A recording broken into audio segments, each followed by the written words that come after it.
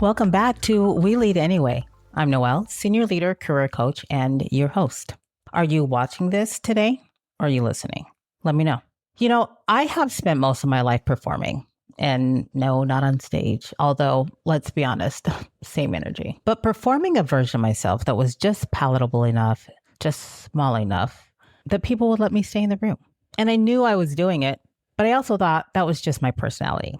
And it was. But the personality was created as a survival tactic. So I'm going to tell you how I got there.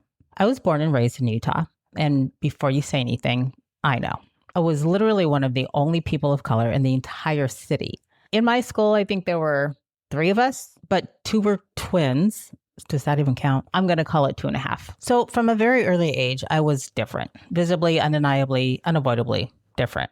Fine. And when you're that different in a place like Utah, you learn fast. You learn to make people comfortable with your presence because the alternative is exhausting in a way that is very hard to explain to someone who has never had to do it. Now, to add to that, and I say this with full awareness of how it sounds, I was also one of Jehovah's Witnesses. You said, pick a struggle. I said, hold my beer. So now I'm the Black kid and the one who doesn't celebrate birthdays, holidays, and has to sit in the hallway during the class Christmas party. This popularity thing is going to be breeze. But here's the thing about being one of the only Black families in a very white, very religious community. The expectation of perfection. It wasn't optional. You can't stand out for the wrong reasons when you're already standing out for all of the reasons. So we had to have the nicest lawn on the block because if we got weeds, we don't just have weeds. That Black family in the neighborhood has weeds. If you know, you know. And my mother and my father, they dressed immaculately, impeccably, and so did we every single day. So that shopping habit, that was survival. That is my story, and I'm sticking to it. So yeah, school, the community, I felt like I had to be perfect. On top of that, the beauty standard was impossible to live up to. I'm not blonde-haired and blue-eyed. I don't know what to do with that. So you come home from being out in the world, and perfect was now a spiritual requirement in the home, right? Very religious, being good, quiet, obedient. That was the whole assignment. I never caused problems. I never made waves. Because when you can't stand out physically without consequence, you have to learn to be magnetic in ways that feel safe. You become funny and charming and delightful. You're welcome. And that's when the people pleasing really took root. Had to kill everything. Now look, people pleasing isn't all bad. In certain cultures, certain contexts, it actually is a form of emotional intelligence. But what it is not is a foundation for life. My life, especially. Because what you're really doing when you people please is you're making a continuous calculation about what version of yourself is acceptable in that moment. And after a while, you do it so automatically that you forget there were other versions to choose from. So I picked my struggles. I said, I'm going to be Black and I'm going to be a witness. And then I came out of the closet. Yes. And if I thought I was apologetic before, now I'm just apologetic for even existing at this point. Came out when I was 21. At 25, I'm going into the corporate world. So now I was a Black and queer girl that had no degree in rooms full of people who were none of those things and had all of those things.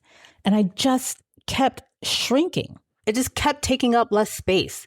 I kept expecting less and asking for less and performing a version of myself that was just palatable enough to be allowed to stay.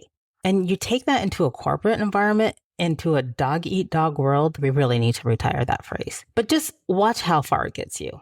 And here's the wild part, though. Despite all of this, despite the shrinking and the apologizing and the performing, I was growing steadily, actually, without half the advantages the people around me had, i.e. a freaking backbone.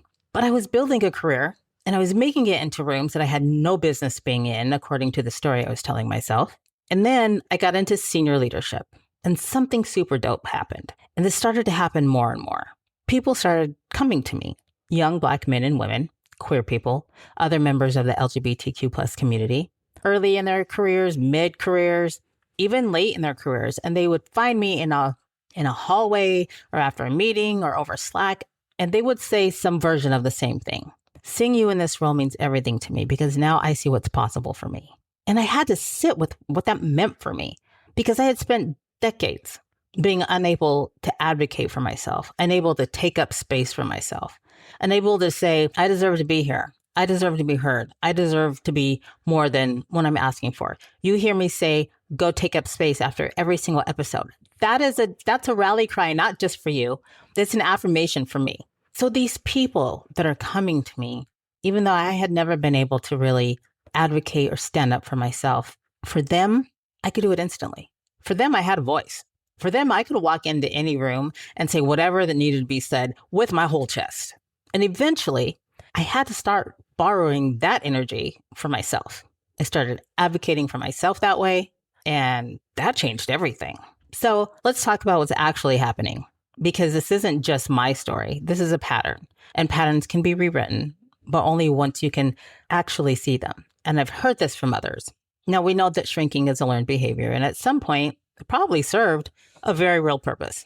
For me, it kept me safe in environments that I didn't feel I belonged in. It kept peace in a household where peace was required, and it kept me in rooms I might have otherwise been pushed out of. Maybe, but it worked in context. The problem is, survival patterns don't check in when the threat has passed and say, we good? Can our stomach stop hurting now? They just keep running because that's what patterns do. They run until you interrupt them. And the interruption requires two things. First, you have to actually see it. Not just intellectually acknowledge it, but really see it. Catch yourself in the moments where you see the apology in your posture, in your email tone. Notice when you say, hey, sorry to bother you, or this might be a dumb question, but. And then second, you may not be able to do it for yourself at first, and that's fine. If you are deep enough in the pattern, the idea of advocating for yourself can feel genuinely terrifying, like too much exposure, or like you don't deserve it even. So find yourself a proxy. Find the person you would do it for when you can't do it for yourself. If that's the younger version of you, even better. The person coming up behind you who needs to see it's possible, or the community you're a part of. But borrow the courage that you have for them until you can build your own for yourself. Because here's what I can tell you from experience. The more you do it for them, the more you realize that you were always capable of doing it for you. You just needed a reason that felt bigger than your fear. And then one day you just move differently. You walk into rooms differently. Now you stroll into meetings with BDE and you realize the only person who needed convincing was you. Always, right? I'm not going to stand here and tell you that I have it all figured out. Survival patterns are layered. They keep sneaking back up on me like I'm brand new. They just come back with a mustache and funny glasses. I thought mine was over and done with. And then I got into a job that made me question my entire life. I questioned everything. And suddenly, I was 12 years old in Utah again, which I believe is what it feels like probably when someone dies and goes to hell. Maybe you don't have what seems to be a zillion strikes against you. But I hear from the people that I coach that they also feel like they can't be authentically themselves, or that they shrink for whatever reason. And these are people with all the advantages. So that penchant for shrinking is non-discriminatory. And whatever taught you to shrink did its job. It's done. Kept you safe when you needed to be safe, but you don't live there anymore. You took your ball and you went the hell home. And the version of you that someone else needs to see, the one that changes what they think is possible, is you. It's just you. So I hope you stop tap dancing and become a recovering people pleaser like me. I hope I get a toaster or something. I mean, it's still in me. It's that nagging voice that I hear that's like, oh no, I don't know if you're good enough. I don't know if all of the things, all of the success that you've seen in the past is real. Actually, he's kind of a nightmare. Yeah, my inner voice, it's a guy. I call him Harold. He sounds like Alex Jones. It's a whole thing. If you have a topic you'd like me to discuss, email me at noelleleadsanyway@gmail.com. And if you're interested in personal or professional development, visit leadwithnoelle.com.